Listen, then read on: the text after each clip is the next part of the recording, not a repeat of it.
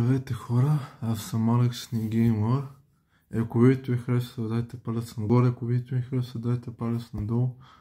Абонирайте ми се за каналите в YouTube и ме поставете във всички канали, ако сте нови. Просто мога да се абонирате и да гледате видеоклипа до края. И ще ви благодаря, ако всеки се абонира за мен. И това ще е много добре за мен и каналите ми.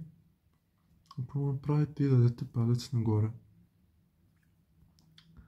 Така же, днес ще говорим защо трябва да се, според мен, трябва да се забранят тези снуски и България трябва да ги забрани, да кажем, защо трябва да ги забрани, тъй като това е наркотично и да кажем, тук ги сложа в устата и не е много добре и се разпространява сред учениците, което ме веждаме света, че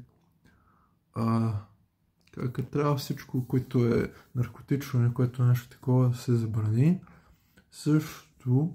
Също трябва да се забранят и казината, защото за по-малки не е хубаво да ги има. Да се играе такова, защото това е много лошо, което правят. Камо ли с това се също заребяват, да.